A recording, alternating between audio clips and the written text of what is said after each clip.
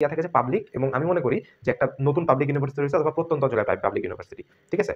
শেষের দিকে। সো ওই পাবলিক ইউনিভার্সিটি পড়ার চাইতে তুমি মিডল এভারেজে ঢাকার একটা কোনো একটা প্রাইভেট ইউনিভার্সিটিতে পড়া বেটার। কারণ কি এখানে তুমি ইনসাইড ঢাকা থাকার সুযোগ পাচ্ছ। আসসালামু আলাইকুম সবাইকে। ওয়েলকাম টু অদম্য একাডেমি। আজকে আমরা আলোচনা করব যে প্রাইভেট ইউনিভার্সিটিতে আমরা আসলে কেন পড়বো, অথবা যাদের ইউনিভার্সিটিতে কোথাও এখনো পাবলিকে চান্স হয় নাই, তারা আসলে কেন প্রাইভেট ইউনিভার্সিটিতে চয়েস করবে। ঠিক আছে? আচ্ছা, প্রাইভেট ইউনিভার্সিটিতে পড়ার আগে আসলে তোমাদের কিছু জিনিস, প্রাইভেট ইউনিভার্সিটির কিছু কথাবার্তা লিখে রাখছি আমি। ঠিক আছে? যে সচরাচর কথাবার্তাগুলো সবাই বলে। তো আসলে দেখো, প্রাইভেট ইউনিভার্সিটিতে পড়ার আগে যে তোমাদের সবার থাকতে হবে যে তোমার ফিন্যান্সিয়াল কন্ডিশনটা থাকা। ঠিক আছে? ফিন্যান্সিয়াল কন্ডিশনটা।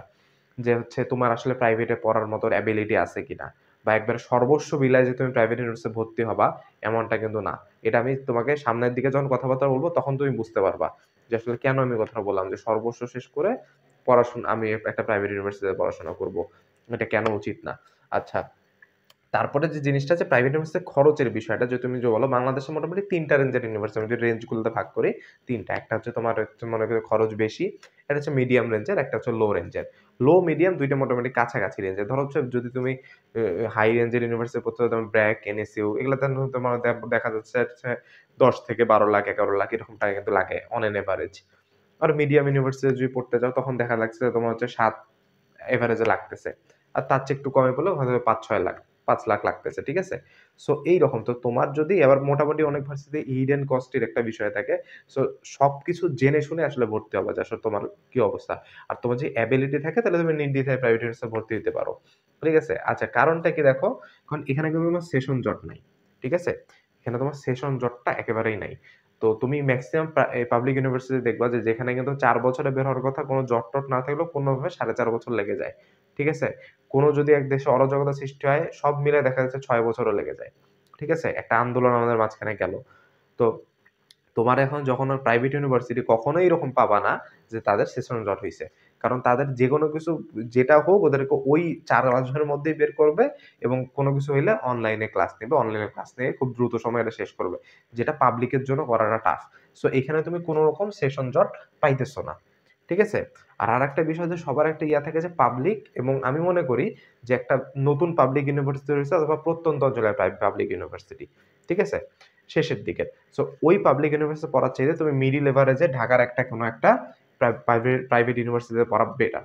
কারণ কি এখানে তুমি ইনসাইড ঢাকা থাকার সুযোগ পাচ্ছ। ঢাকার মধ্যে থাকার সুযোগ পাচ্ছ। তোমাকে একটা চান্স দিচ্ছে দ্রুততম সময়ে গ্র্যাজুয়েট হওয়া, এবং মোটামুটি তুমি ঢাকায় থাকার কারণে তুমি চাকরির ফিল্ডটা সম্পর্কে ভালো মতো জানতে পাইতেছো। সো তুমি এখানে ঢাকায় থাকলে চাকরির ফিল্ড সম্পর্কে যতটা সম্পর্কে অ্যাডভান্স থাকা যায়, অন্য কোথাও কিন্তু থাকা যায় না।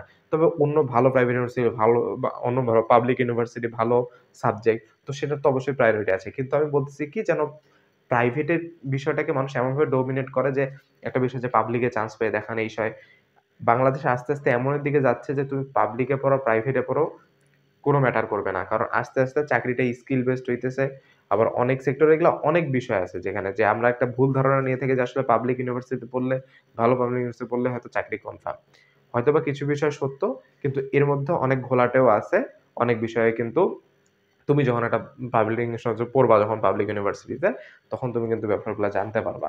বা যারা পড়ে তাদের বিষয়ে কিন্তু শুনতে পারবা যে কেন তাহলে একটা ছেলে বুয়েট, রুয়েট, কুয়েট এরকম জায়গায় এসেও কেন সুইসাইড করে? কেন বের হয়ে চাকরি পায় না? কেন ঢাকা ভার্সিটির মতো জায়গা থেকে বের হয়ে চাকরি পায় না? সো এরকম উদাহরণ কিন্তু থাকে। ঠিক আছে? এরকম উদাহরণ থাকে। সো পাবলিক মানেই যে চাকরি কনফার্ম, পাবলিক মানে যে সবকিছু, এমন কিছু না। ঠিক আছে? তাহলে পাবলিক ইউনিভার্সিটি থেকে কেউ সুইসাইড করত না। তো এটা আমি বললাম একটা কথা।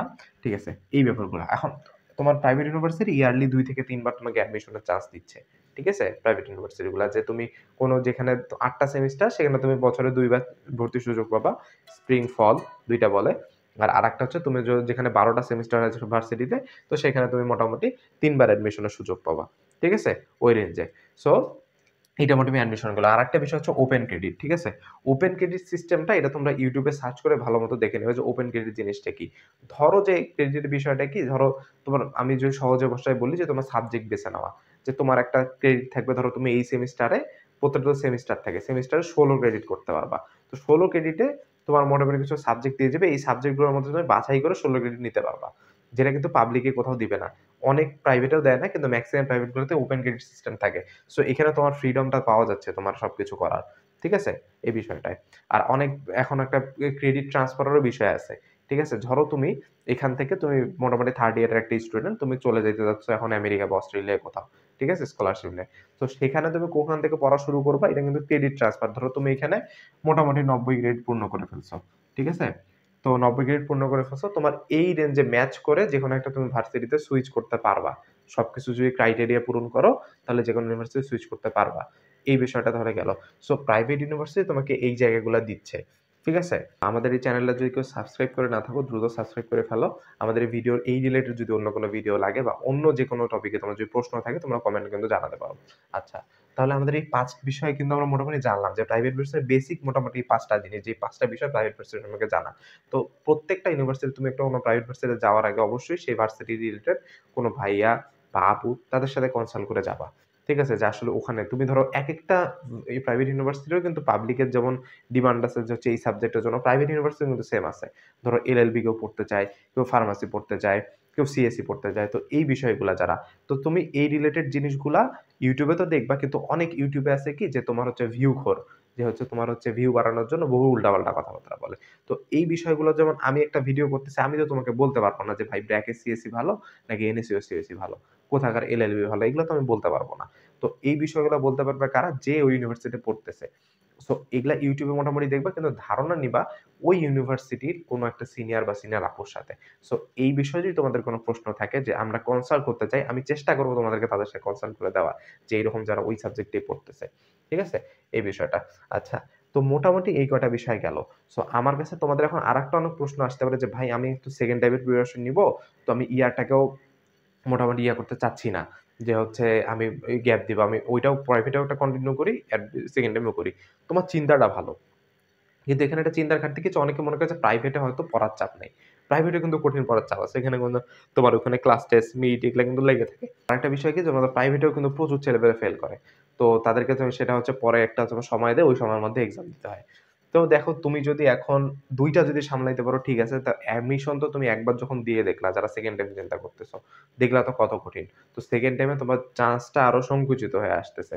সো তুমি যদি এখন একটা ইউনিভার্সিটিতে ঢোকো, তো তোমার এইখানে ২ টা মিলায় সার্ভাইভ করাটা খুব টাফ। যদি মিলাইতে পারো তো ঠিক আছে, যে চান্স হইলো না আমি এখানে পড়তেছি। তো বেটার অপশন যে তুমি মোটামুটি তুমি যদি মনে করো যে আমি ভালো মতো সেকেন্ড টাইমে প্রিপারেশন নিতে পারবো, তাহলে ঠিক আছে। আর যদি দ্বিধাদ্বন্দ্বে থাকো, টাকা পয়সা থাকে, তাহলে তুমি প্রাইভেটে যাইতে পারো ভাই। কারণ আমি আবার বলতেছি যে বাংলাদেশে মোটামুটি এমন অবস্থা চলে আসতেছে দিন, দিন, যে দেখা যাচ্ছে যে একটা সময় হয়তোবা প্রাইভেট, পাবলিক সব মোটামুটি একই হয়ে যাবে। চাকরির বাজার সবকিছু মিলায়। ঠিক আছে? মোটামুটি কারণ সবাই স্কিলকে প্রাধান্য দিচ্ছে। তুমি স্কিল তৈরি করো। ঠিক আছে? আর আরেকটা বিষয়, যারা চান্সই পাও নাই কোথাও, তাদেরও লাইফ একবারে শেষ হয় নাই ভাই। কারণ মোটামুটি হচ্ছে ২০২৫ যেটা বলা হয়, যে আমি অনেক ভিডিও-টিডিও দেখি যে ২০২৫ হচ্ছে স্কিলের যুগ। ২০২৫ এ কিছু না করতে পারে না। এগুলা কতটুকু সত্য জানি না। সো তোমার কি মানে স্কিল গ্রো করার চেষ্টা করো সবকিছুতে। স্কিলের কিন্তু মানে দুনিয়াতে একটা জিনিসই আছে, যে স্কিলের কখনো হচ্ছে তোমার মাইন্ড নাই। ঠিক আছে? তোমার যত স্কিল গ্রো করতে পারবা তোমার তত ভালো। তো অনেক কিছু অপশন আছে। তুমি সব অপশনগুলা ঘাটাঘাটি করে তোমার ওই স্কিলটাকে তুমি ডেভেলপ করার চেষ্টা করো। ঠিক আছে? সো আজকে এই পর্যন্তই। তোমাদের যেকোনো প্রশ্ন থাকলে তোমরা কমেন্টে করতে পারো। ধন্যবাদ সবাইকে।